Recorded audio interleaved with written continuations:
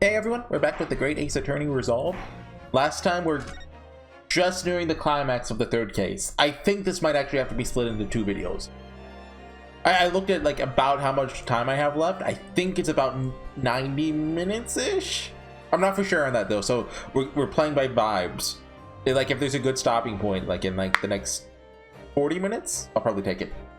Okay, also, I don't know how much time I have to record today, so this is just kind of like me winging it. Like, I need to know what happens next. Thank you for your attendance at such a short notice, Dr. Scythe. I'm disappointed in you, Lord Van Zeeks. You completely betrayed the agreed policy of both Scotland Yard and the prosecutor's office. Betrayal is not in my nature, as long as the truth isn't compromised. If it is, there's even a hint of wrongdoing, then no matter whom it concerns or disgruntles, I'll pursue the matter to the bitter end, as would any prosecutor worth his salt. He's so cool. I want to be Van Zeeks when I grow up. Mr. Drebber, you took the victim's life by means, minus like the racism part, like I don't have to be that part when I grow up, but the rest of it is so cool.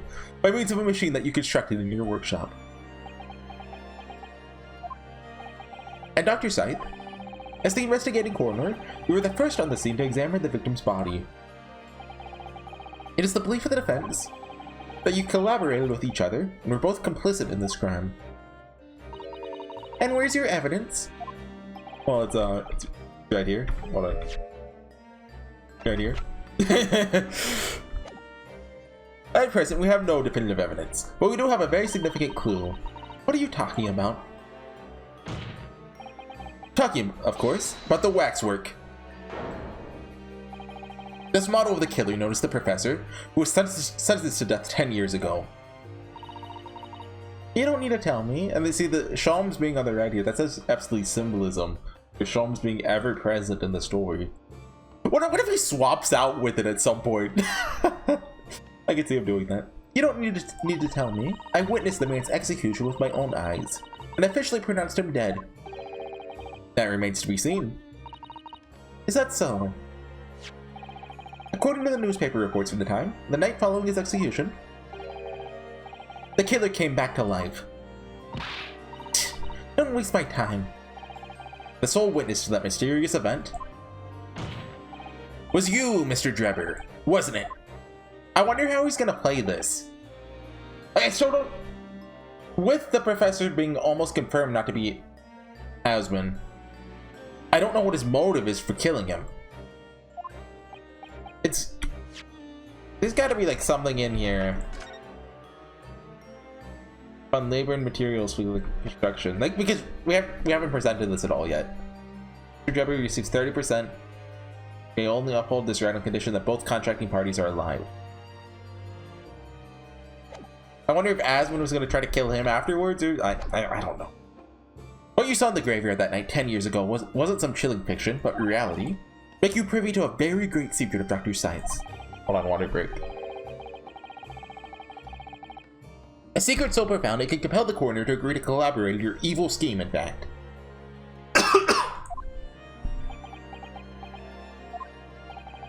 Mr. Drebber, tell the court. Tell everyone the truth of what you saw that night in Lowgate Cemetery. So here's the student who saw it. You can see the resemblance, actually, can't you? The man in Madame Two-Spells, I mean. Surely he's not going to claim that's really what he saw. He's a research student. Yeah, it's going really fast. He's way too clever.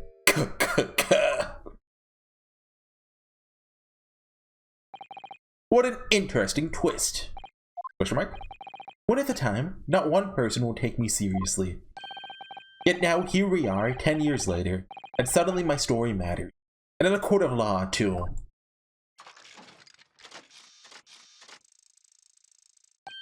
Very well then. If everyone so wishes, let's be frank. Okay, you're frank. I'm also frank. Let's all be frank. I'll tell you the truth of what happened that night, for what it's worth.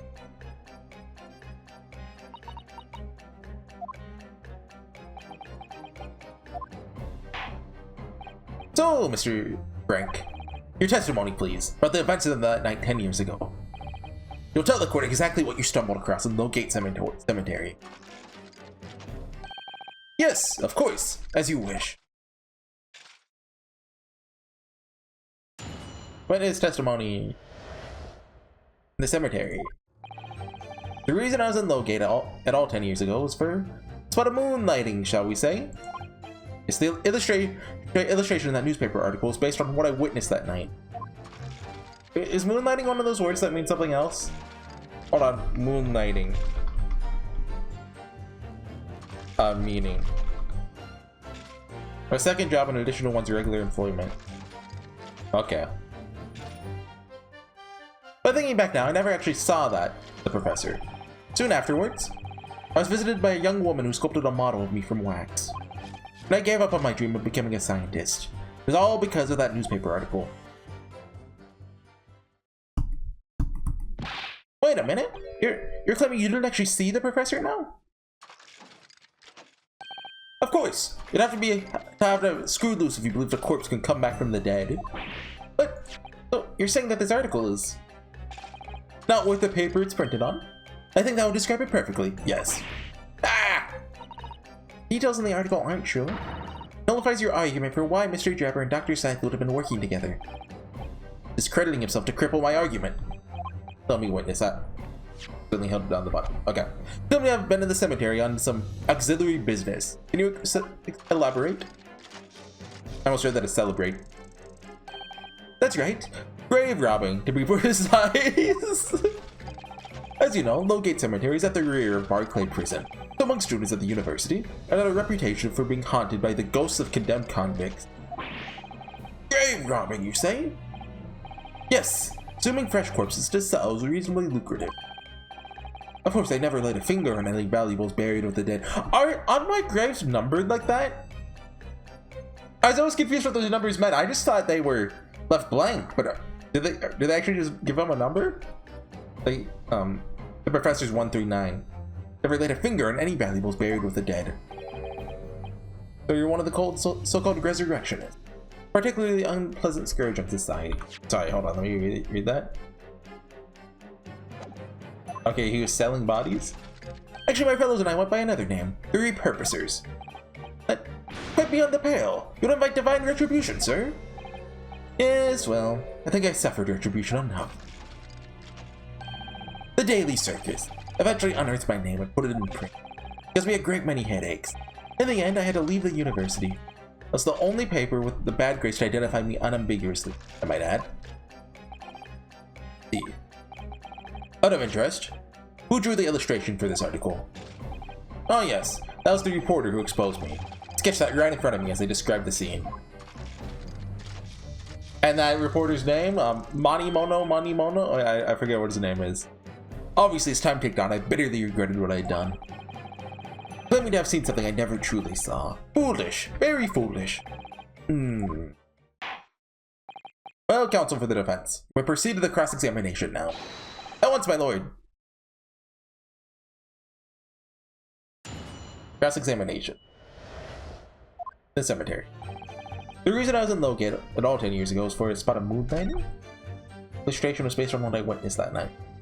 So he's saying he did witness it. He admits it. Strange happening at Lowgate, which you now deny. Not entirely. Ready to fetch the police at the time, you know? I was shaking like a leaf.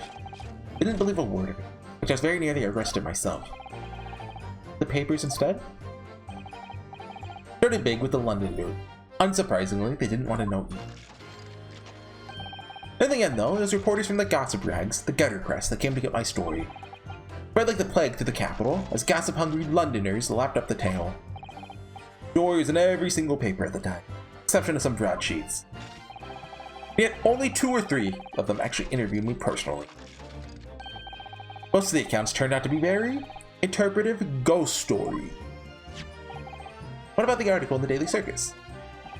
That particular journalist found me in my dormitory. He's got to be a character. He's got to be a character in a later case, right?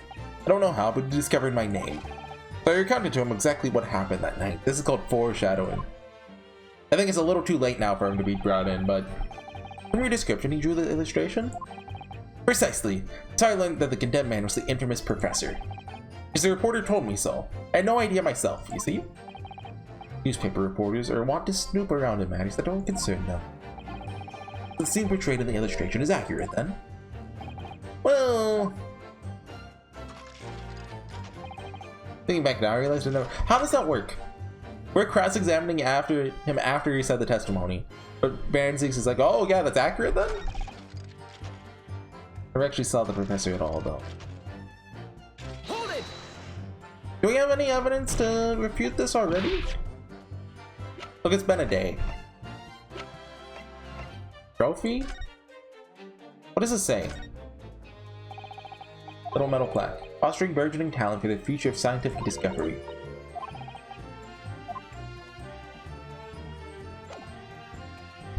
And the camera. Oh, the camera's probably gonna do something. I think I explained already. Lowgate Cemetery is at the rear of Barclay Prison. Down among us, yeah, but ghosts of whatever. For some absurdities are now scared of the graveyard. As a result, only too willing to believe that nonsense about the dead coming back. He said you actually saw it. Said what I'd seen in my mind's eye. After all, resurrection is impossible, isn't it? You have to be unhinged to think otherwise. Unless, of course, you have some evidence that proves I encountered the professor that night. Don't know, is there any material evidence that could show he really did see the professor? Do you have anything at all? I know, I need to present him against that irritatingly backtracking statement of his. That night was a pivotal moment in my life. Is it the camera?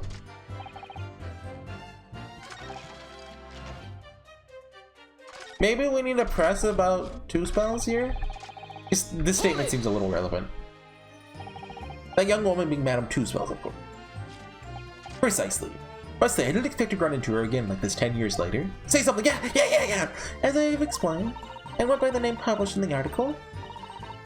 Okay, I found the man. That's French for, I've got no clue. Article in the Daily Circus, I think you said. As a poor student with barely a penny into my name. The young lady put £5 in front of me.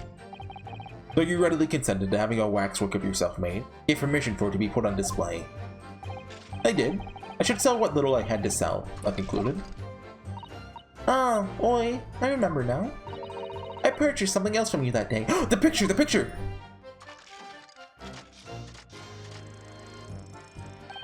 Did you? I can't say I remember. What was it, madam? His camera. Ah! Oh yes, made a point of taking it with me whenever I went an excursion into any summer.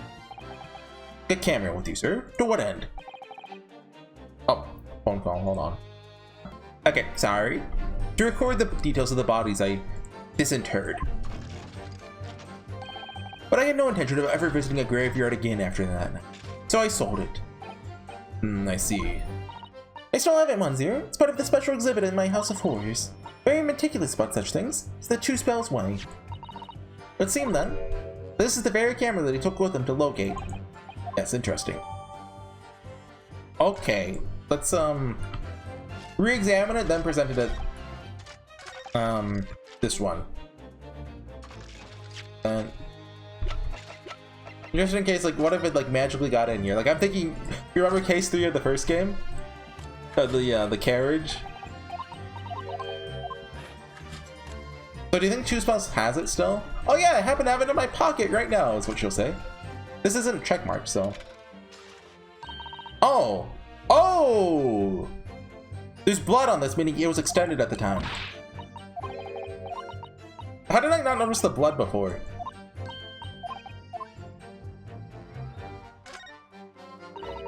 Look!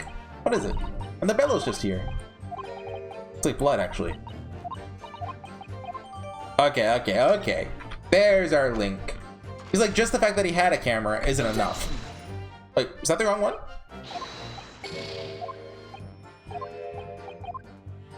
Do we have to press?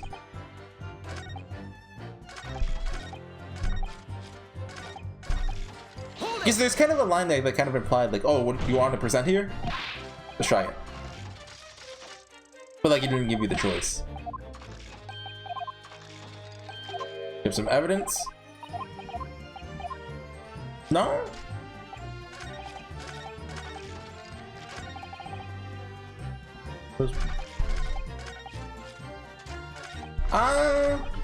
You think it's here? Okay, no, this is stupid. Ace Attorney, I get what you're trying to say. We're pulling up game FAQs. When in doubt, game FAQs. Present camera?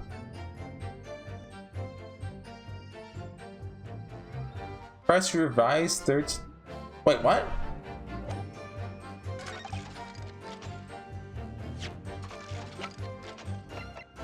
What is it? Does he claim to have seen it here?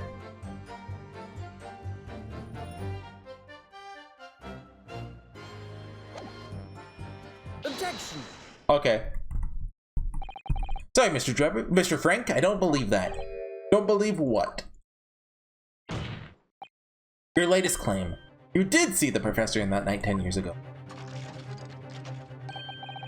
Oh dear. You seem to be at odds. But I was there, and you were not. I know what I didn't see.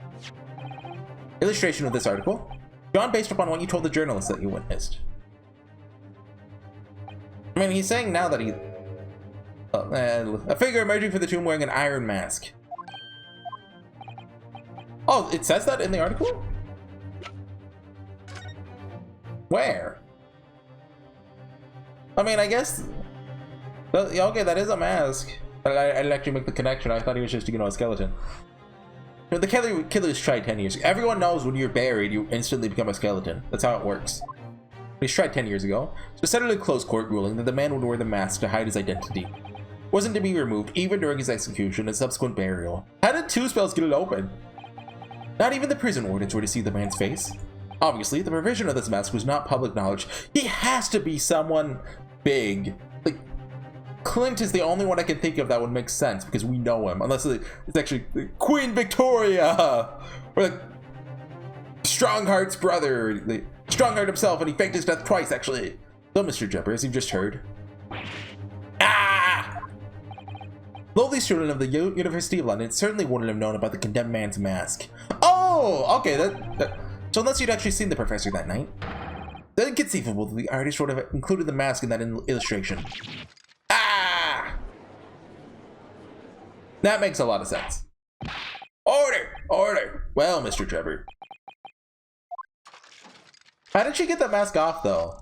Like what, she just knows how to lockpick? The vile scene, isn't it? If you look closely. Or he got it off. And as I've already been at pains to point out, I was utterly petrified. Which is why I had it in my head that I'd seen such a blood-curdling sight. Afterwards, I came to my senses, realized that I'd been mistaken. You're still saying you didn't see it? You're stubbornly sticking to that story, witness. Amend your testimony to explain exactly how you think your eyes deceived you. Of course, of course. Too happy to oblige. I can't believe he's still not going to concede the point. Dang it, Brink. What I in fact witnessed was a fellow grave robber at work. Couldn't press. Is it going to say he witnessed 2 spells? What are you talking about? Oh, I wasn't the only one busy in the cemetery that night, you know? Other body statues were at work. Because when I saw one emerging from the hole he dug, my heart very nearly stopped. Oh, okay, so he's saying there's a 3rd person there. That's the terrifying sight I actually saw, you see? Coming to another student on equally insalubrious business as yourself. Many of the medical students would wear metal masks to protect them from bacteria during dissections. Clearly the fellow is using such a mask to protect his anonymity. Wouldn't you say? There's more to the story, isn't there? The article goes on to say. The next second, a gunshot rang out suddenly from behind. The bullet pierced the resurrected man's chest, whose breath then stilled once more. I'd assume that the sexton discovered the miscreants at work, perhaps? Sexton? Fired upon one of them. Oh, is that another word for gravedigger? Shot someone in the cemetery. Think it might have been rather big news, my lord.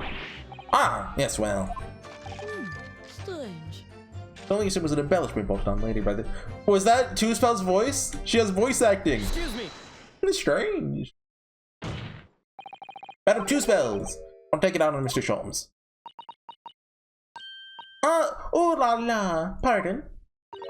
I was lost in my thoughts. Would it be fair to say that Mr. Jebber's last remark was significant to you in some way? I thought it was a little strange, that is all.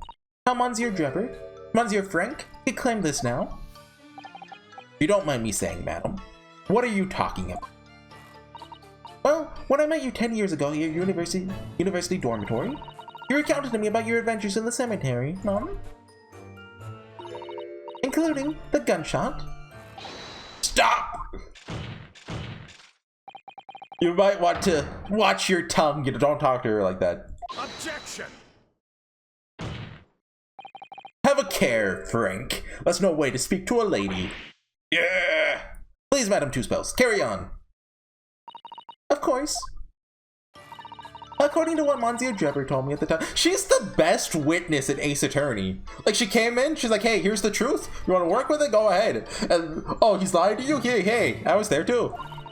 He did hear a gunshot from behind him, and the bullet hit the condemned man. I said nothing of the sort. Non, you were very explicit about the details. About the mask the Lion figure was wearing. And the blood that splattered over you when he was shot. Enough! Shut up, woman! You're making all this up. That will do. Mr. Frank? Yes? You refute the account just given by Madame Two Spells. I have no recollection of ever saying those things. Come on! Do you really expect us to believe you? Control yourself, counsel. I'll not permit baseless accusations in my courtroom. We have a witness! Come on, right. You've done less with just someone say so. Under the circumstances, I think it best that you supplement your testimony. Yeah. Very well, and now we present the camera, which has blood splatter on it. Present. Objection! Take that. Mr. Drebber, do you remember this camera? But that is the camera from that fateful night. Yeah, we kind of borrowed it. It's the camera you took with you to the cemetery that night, Mr. Drebber. Or Mr. Frank. And is that supposed to be significant? This kind of camera is rarely seen in our homeland, so my colleague and I were keen to examine it closely. We noticed that the lens extended forward on the end of some bellows. Like this. Hold it! What's that? There! Just on the bellows. It looks like a dark red stain. Ah! That's right. It's a rather conspicuous mark here on the bellows, in fact. Good lord! Are you suggesting? Yes, my lord. It appeared to be spatter of blood. I've always thought it was the word splatter. Can you just take out the owl? Is that allowed? Something that would be confirmed with a simple chemical test. Isn't that right, Dr. Scythe? Oh, it would be difficult to determine if it was human blood, not this blood of some animal. But yes, to test whether or not it's blood at all is simple enough. I propose that Madame Two Spells' testimony was correct. That on the night in question 10 years ago, you were spattered with blood from the gunshot wound. Well,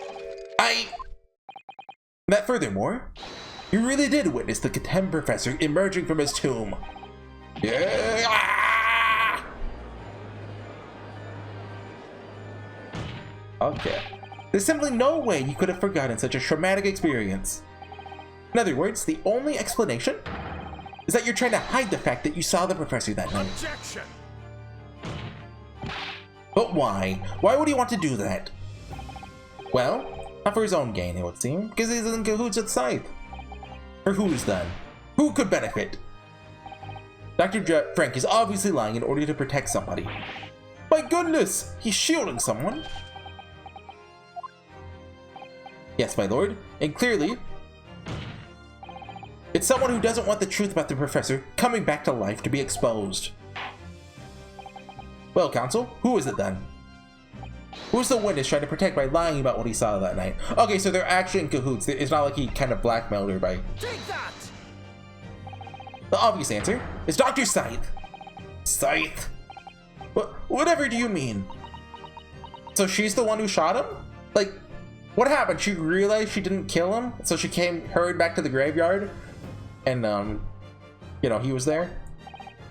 Imagine if the convict who'd been sentenced to death was not in fact killed. I thought, you know, at first she intentionally let him go. Like she was working with him to, you know, Romeo and Juliet, kind of, you know, get out of there. Imagine if that was to come to light. What are you insinuating? Imagine if the convict in question was the country's most hated mass murderer. If it was the professor, that would be an unprecedented scandal. Objection! This is beyond a joke. Need I point out that the dead cannot come back to life? What you're suggesting would mean the execution never actually happened. Yes, that's exactly what it would mean. Objection! Once a man is sent to the gallows, he hangs. No one could escape. Not in Great Britain. Objection! But the fact is, there's a witness to the fact that the man did escape his hanging. If that were really true, Counsel, the implications of misconduct will not stop at the supervising coroner. It would taint the honor of the entire judiciary from the ground up. That's me! You're gonna get me fired, you little punk! And it's exactly because of those monumental repercussions that Dr. Seth will consent to any demand made of her by someone who threatened to expose the secret. Okay, so they're not in cahoots. She went back. Maybe she wasn't even planning to kill him, but because Trevor saw him coming out of the grave, she's like, okay, I've got to shoot him. Even if that meant being complicit in a crime. You mean... Oh. I mean, Dr. Scythe wasn't collaborating in Mr. Frank's wicked scheme. She was coerced into collaborating in order to protect her decade-old secret. She switched the dead body of Mr. Asmund with a waxwork model and fabricated the autopsy report. You're not good at bluffing if you do that. Oh, the leg! Give him the boot! Lord Van Zinks! Pray forgive my freshly filled hallowed chalice. And a whole raft of other discourtesies now. Goodness me! It's just the sort of tall tale Londoners would enjoy, I grant you. An executed killer rising from the dead, a Scotland Yard cover-up, conspiracy at the highest levels. So let me ask you one thing. What was that? If the condemned man really did emerge from his tomb that night, only to be shot in the chest, who pulled the trigger and disposed of him forever? Well, no idea at the moment. It's gotta be Scythe, right? I can't think of anyone else who would be there and not talk about it. We have too little, or it could be Strongheart knowing what she did. We have too little information to work that out at present, I think. I couldn't agree more. The Old Bailey is no place for wild fantasies. Have you considered this, my learned Nipponese? Considered what? Do you realize just what a dangerous endeavor it would be to coerce this woman into such criminal activity? It's tantamount to declaring war on the entire British police force and judiciary. Quite. Hard to imagine any sum of money being offered for research could warrant it. To rely on some stage deception when so much is at stake would be madness. Well, I suppose this was no petty crime either. The victim was murdered. Actually, what do we know about Asmund?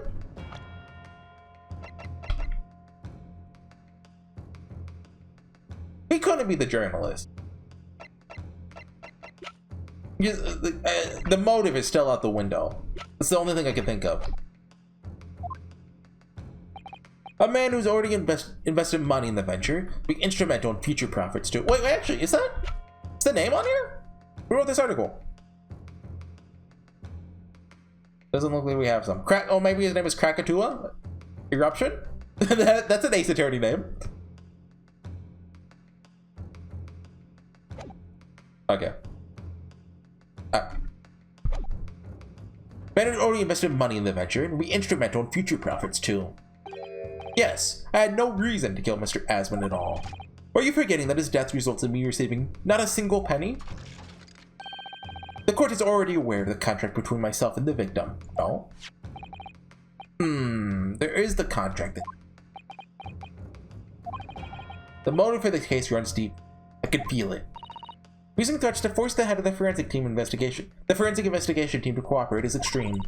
Especially for a governmental grant he had no guarantee of receiving in the first place. The research grant was the aim. Taking Mr. Asmund's life would have made no sense anyway. Which means Mr. Drebber's motive wasn't money at all. He was just trying to kill Mr. Asmund. What was his motive then? Your time is up, my learned friend. Well, come on! I'd say you have one last chance before the jury lose their patience with this charade. He says charade funny. Come on, that's a vampire thing. Let's see if you can back up your heady proposal, shall we? How do you explain why this edge? Hold on, water break. Okay, why this engineer would throw all caution to the wind and threaten his own country. At this point, I'm not prepared to listen to more of this outlandish conjecture without proof. So, Council, present your evidence. Alright, who exactly was Mr. Asmund to Jumper? There's a connection that there's no one seen yet. I'm gonna have to present 2 pieces of evidence to show what it is. Yeah, we got 2 pieces of evidence, got it. I know what I'm doing. Yes, my lord. The evidence that establishes a motive. Okay, let's see here. Does he have anything identifying on him?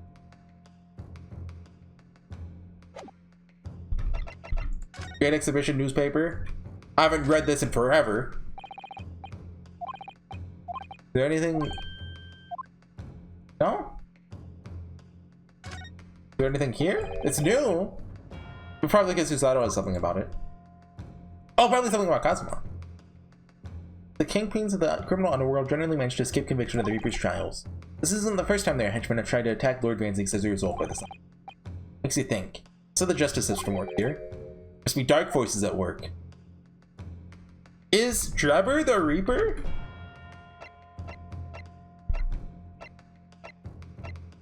Autopsy? I actually don't know what it's looking for. Hold on. Give me time. Give me time. Photograph. He's got a plus. Did he have a plus? I had a diamond.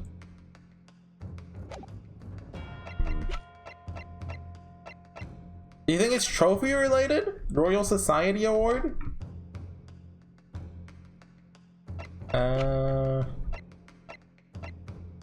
Trevor's contract? I would say there's a good chance the trophy's involved because we haven't used the trophy yet. Is he related to the Royal Society somehow? And gave him the trophy and he hates the trophy now. I've got no clue. I don't want to look at the game FAQs guide because I use that when, not when I'm stupid, but when I know the logic, I just don't know exactly how to follow along with it, right? But with this, like, I've got zero clue, like,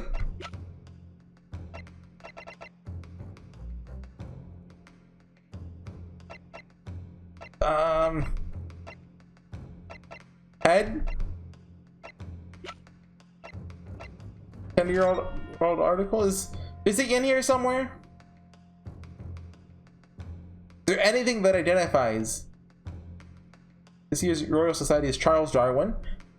Mr. Darwin, no, Leon Foucault. Is that a real guy? I don't recognize the name.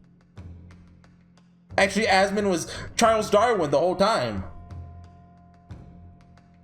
Frederick Guy.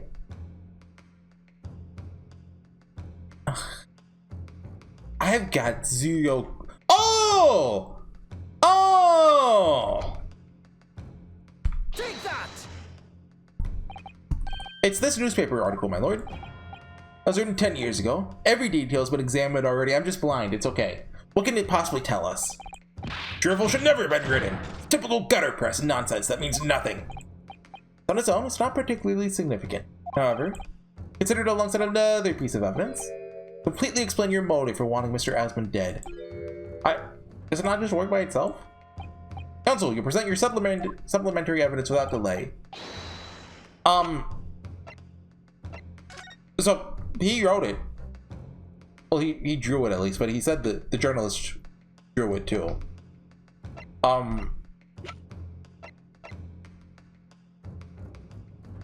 I guess he's saying he costumed this? I don't really know if that's... Let's try the trophy. Let's try the trophy. Take that! It's fair to say we only have half the story. That's right, my lord. So I presented another piece. Yeah, is this good? Yeah, this is bad. Okay. What's the trophy for then? Wait, did Susato give me a hint? The supplementary evidence is his name is on the newspaper right there. Susato, did you say something smart? It was a pun. Oh. I think so. Is Asmund in here somewhere? He attacked the Reaper. Oh! Is it Reaper connected? It could be?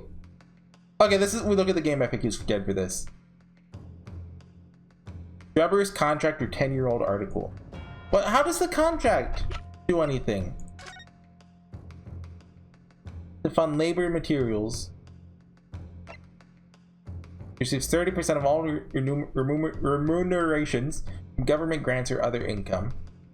Only uphold this on the condition both contracting parties are alive. Oh, is it just the same signature? Really? That's... How many Asmans are there? Come on. It's this contract, my lord. Mr. Drebber, this is the contract you signed with Mr. Asman. Yes, that's right. The very document, in fact. That proves that I had no reason to kill the man. No, I'm afraid not. What?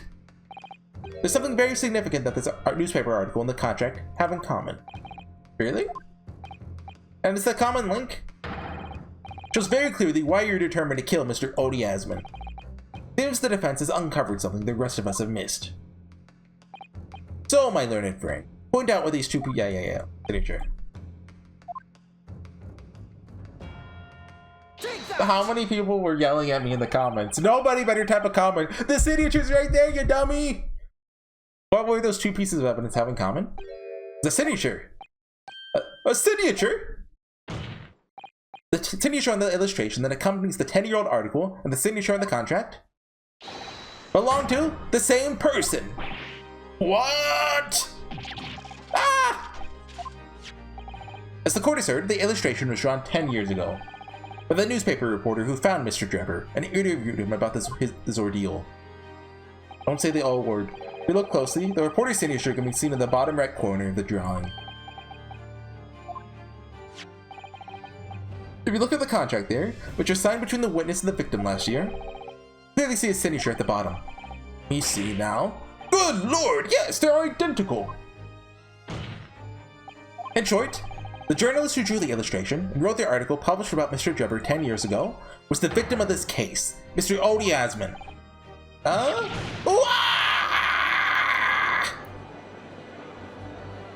Objection!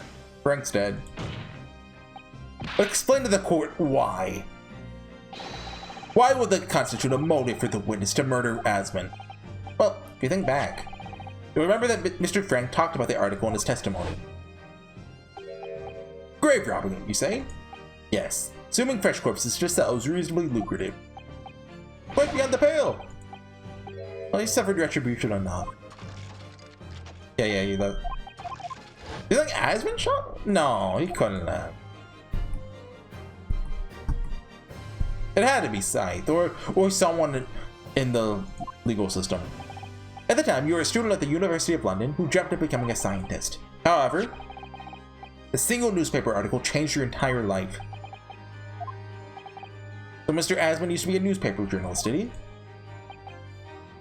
He did, my lord. In fact, it's a widely held belief that Asman managed to position himself at the heart of his criminal network thanks to the many dubious connections he made during his time as a reporter. Was that mentioned at all early on? I don't remember it being. You had to give up your dream and leave university. You lost everything. Eventually, you found yourself working in the field of science, but only in the shadows. All because of that article, written by Mr. Asman. Enough! That wasn't orange.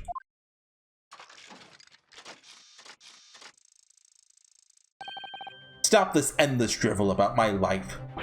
What? Explain yourself, Mr. Frank. Yes, it's true. I had to leave the university as a result of that article. But it was just the straw that broke the camel's back.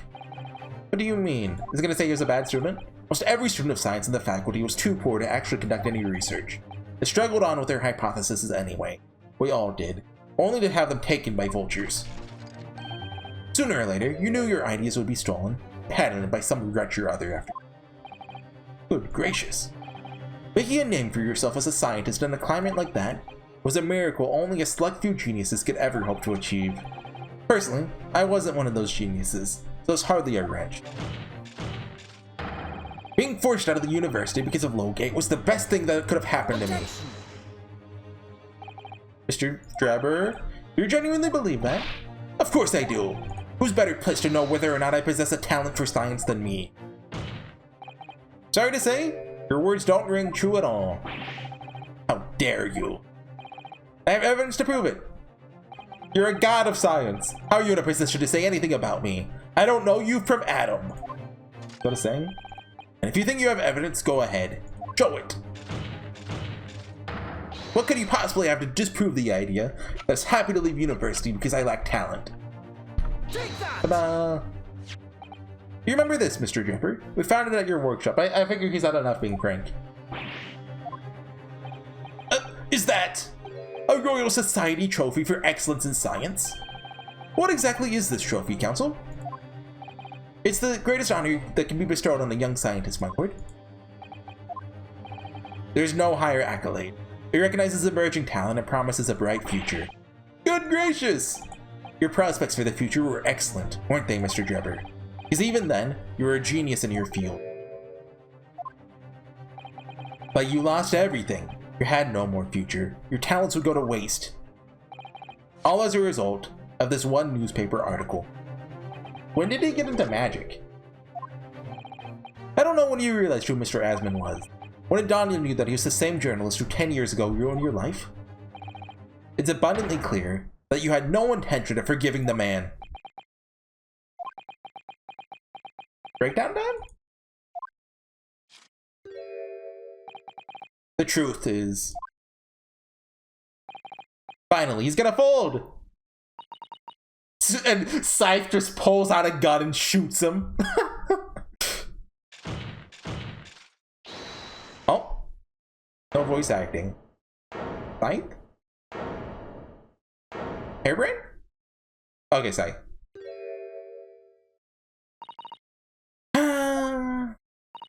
Fine. Clearly this has run its course now. What? I admit it. All of it.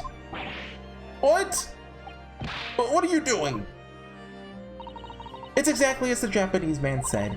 I was coerced into going along with this man's plot to murder the victim, on the condition that he kept my dirty secret from 10 years ago. She's covering something up. She probably knows this is gonna lead to the professor's mask being undone, maybe? That's why, I guess. No! Good lord!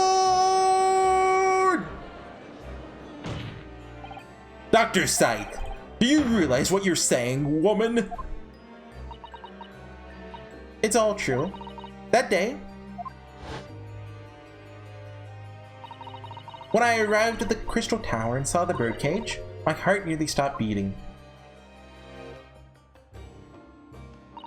That memory from a decade ago that I did my best to bury deep inside myself. It was the professor again, staring me in the face. Are we not gonna see his face this trial? Are they like saving this for like case 4 or 5? Then before I had a chance to react, I noticed something else. Wait, that means if they do, 2 spells will be in the next cases. There's a note tucked inside the model's jacket. Dr. Scythe, you'll go along with my plan. From someone who knows the truth about what really happened that night 10 years ago.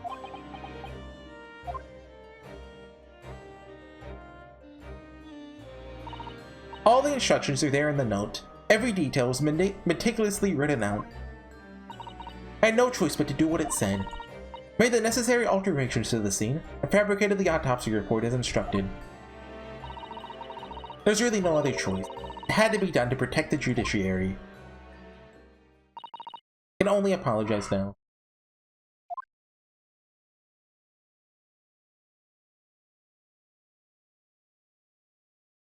Okay, I'm gonna cut it here.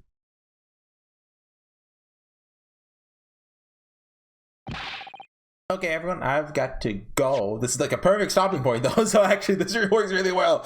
I assume we have like an hour left still, so there's plenty of stuff left to cover. So I'll see you guys next time. Bye.